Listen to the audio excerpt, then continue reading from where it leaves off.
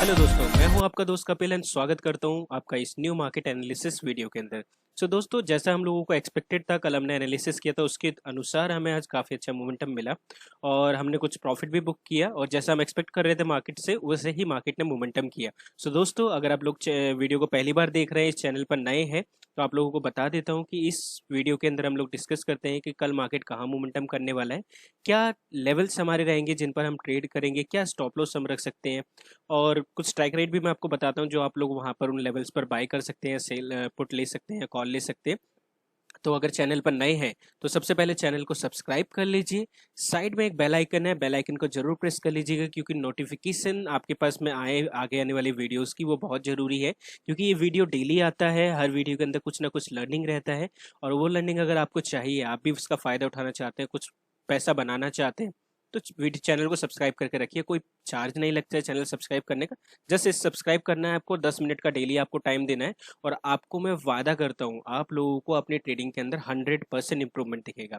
तो दोस्तों, चलो डिस्कस करते हैं कल मार्केट में हमने क्या प्लानिंग किया था और मार्केट ने उसके अनुसार क्या हमें मूवमेंट दिया और फिर हम देखेंगे कल मार्केट कहाँ मोमेंटम कर सकता है। लास्ट में कुछ स्टॉक मैं आपको दूंगा जिनमें भी आप ट्रेड कर सकते हैं। दोस्तों, जैसे मैंने आप लोगों को कल कहा था कि मार्केट के अंदर जो 35,400 का जो लेवल है, ये बहुत ही इंपॉर्टेंट लेवल है।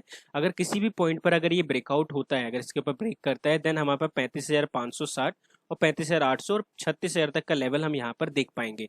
इसके अलावा एक चीज मैंने आप लोगों को और बताया था कि मार्केट में क्या होता है, आप लोग इसको ध्यान रखिए, इस पॉइंट को ध्यान से सुनिएगा और याद भी रखिएगा। मार्केट में जब भी प्राइस एक्शन बनता है, हमेशा price is good first thing, trend is your friend second thing. दोनों चीजों को कंबाइन कर कर आपको ट्रेड करना है हमेशा प्राइस एक्शन में। मैं जो भी लेवल्स देता हूँ इन दोनों चीजों को ध्यान में रख कर देता हूँ। तो अब यहाँ पर ट्रेंड है अप ट्रेंड। अप ट्रेंड में मार्केट एक बड़ा मोमेंटम कर चुका है पहले ही दिन फ्राइडे में, उस वीक की स्टार्टिंग में। अब अगले दिन क्या होता है, जब भी मार्केट एक बड़ा मोमेंटम पहले करता है ना, तो उसके बाद में मार्केट कंसोलिडेट करता है। ठीक है, एक फेस पे आके कुछ समय के लिए वहां पर वेट करता है और उसके बाद में मोमेंटम वहां से करता है। आप इसको ऐसे समझ सकते हैं, लाइक तूफान के आने से पहले की शांति। तो ये वही शांति है तूफान से आने के पहले की। तो आपको ध्यान रखना है, जब भी आप मार्केट के अंदर ऑप्शन ट्रेड कर रहे हैं तो आप कभी भी इस शांति में ना फंसे, नहीं तो आपको बहुत बड़ा लॉस हो सकता है, क्योंकि प्रीमियम डिके हमेशा होता है, उसको आप नहीं रोक सकते। तो कभी भी साइडवेज मार्केट में हमें नहीं फंसना है। इसलिए मैंने आपको कल ही बोला था, मार्केट या तो 400 के ऊपर मूवमेंट देगा तो हम बाय करेंगे, अदरवाइज हम वेट करेंगे। जब पुट के लिए हमें एंट्री देखनी, तो पुट के लिए मैंने आपको क्लियर इंस्ट्रक्शंस दिए थे, मार्केट जब तक 35,100 के नीचे नहीं आता है, जब तक आपको पुट तो बाय करना ही नहीं है। और मैं ऐसा क्यों बोलता हूँ, देखिए ऑप्शन बाइंग के अंदर ना एक बड़ा मोमेंटम हमें चाहिए होता है प्रॉफिट करने के लिए ऑप्शन बाइंग के अंदर, क्योंकि कोई छोटा मोमेंटम होता है उसके बाद मार्केट फंसेगा, फिर छोटा मोमेंटम मार्केट फंसेगा। इसमें ना आप देखेंगे मार्केट अगर धीरे धीरे ऊपर भी जा रहा होगा ना, तो वो धीरे धीरे के चक्कर में धीरे धीरे नीचे आपका लॉस आ रहा होगा। तो इसलिए ना एक बड़ा मोमेंटम मैं एक्सपेक्ट करता हूँ, वही मैं आपको ट्रेड देता हूँ, वही मैं खुद ट्रेड करता हूँ। और आज मार्केट साइडवेज था, हमें एक्सपेक्टेड था, मार्केट अल्टीमेटली साइडवेज ही रहा।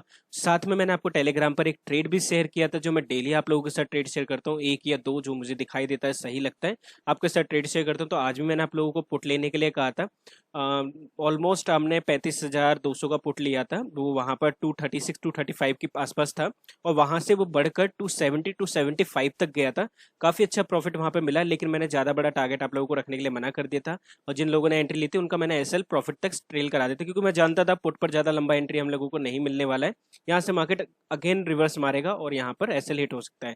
इसलिए जैसे ही बड़ा मूवमेंट, हमें एक छोटा सा मूवमेंट वहां पे मिला, मैंने आपका प्रॉफिट बुक करा दिया और वहां के बाद में फिर मार्केट वहीं पर कंसोलिडेट करने लगा। और मार्केट ने देखिए अगर ध्यान से, तो यहाँ पर 400 को कई बार टेस्ट किया और अल्टीमेटली उसको ब्रेक नहीं कर पाया।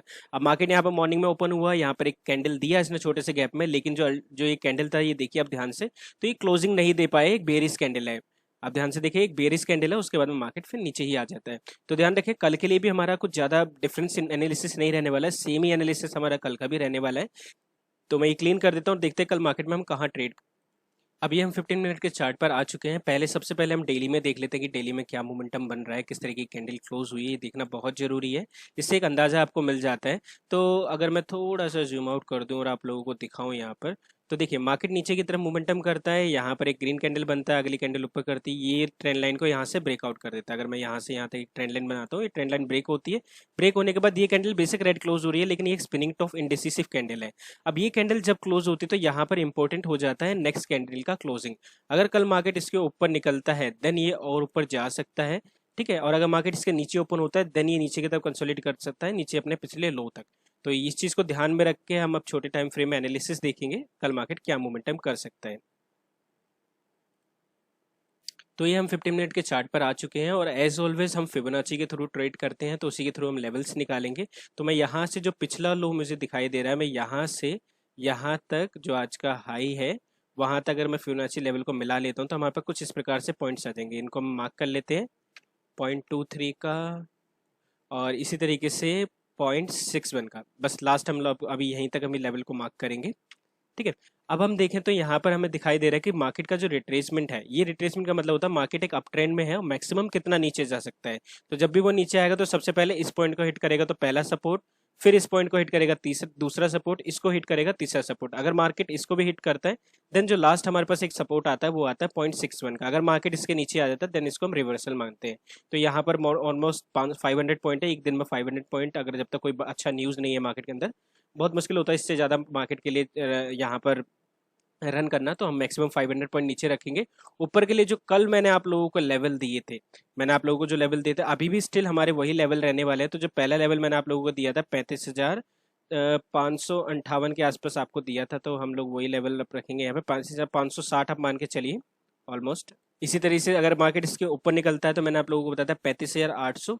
एक चीज़ ध्यान रखिएगा, ये ऊपर के लेवल बड़े बड़े हैं लेकिन नीचे पुट की तरफ पे बहुत छोटे छोटे लेवल्स रहेंगे, तो थोड़ा सा ध्यान से ट्रेड लेना है आपको। पुट की तरफ पर, कॉल की तरफ आपको एक बड़ा मोमेंटम यहाँ पर मिल सकता है और अगर इसको भी ब्रेक करता है तो मार्केट फिर जो अगला साइकोलॉजिकल लेवल है 36,000 वहां तक भी आ सकता है। तो ये हमारे अपसाइड के लेवल हो गए, ये डाउन साइड के लेवल हो गए। ये जो बीच का हमारा जो पोर्शन हो गया ये हमारे लिए नो ट्रेडिंग जोन अब कल के लिए रहने वाला है। ठीक है, ये सॉरी मैं इसको थोड़ा छोटा कर देता हूँ, यहाँ तक ये हमारा नो ट्रेडिंग जोन है क्योंकि मार्केट यहाँ पर एक सपोर्ट बना रहा है। तो एक मैं 400 का भी यहाँ पर खींच लेता हूँ जो मुझे लगता है एक इंपॉर्टेंट लेवल है यहाँ पर। ठीक है, अब ये हमारे पॉइंट्स हो गए, ये हमारा नो ट्रेडिंग जोन हो गया। अब हमें करना क्या है वो ये कि यहाँ पर अगर कल मार्केट फ्लैट ओपन होता है और फ्लैट ओपन होने के बाद में अगर यहाँ पर कंसोलिडेट करने के बाद में अगेन ऊपर की तरफ में निकलता है देन हम यहाँ पर बाइंग बनाएंगे, सी बाय करेंगे। सी कितने का बाय करेंगे वो भी आप सुन लीजिए, हमें क्या स्ट्राइक रेट हमें बाय करना है। पहला जो सी होगा अलग अलग बाय करना है, ध्यान रखिएगा 35,600 में बाय करेंगे। अगर 35,600 ये जाता है यहाँ पर आता है और यहाँ पर कुछ ऐसा मोमेंटम दिखाएगा इसको ब्रेक कर रहा है देन आप इसको होल्ड करके रखेंगे। और 35,800 अगर आप चाहें तो इसमें ऐड कर सकते हैं या फिर आप इसी में क्वांटिटी बढ़ा सकते हैं, ये इन द मनी हो जाएगा। या फिर आप 35,800 इसमें ऐड कर सकते हैं, 35,800 यहाँ पर आ जाएगा। तो पहला हम जो सी बाय करेंगे 35,600।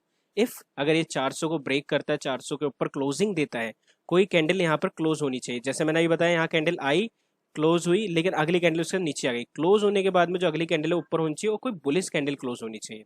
ध्यान रखें ये बियरिश कैंडल था इसलिए मार्केट नीचे आ गया, इसका ध्यान रखेंगे।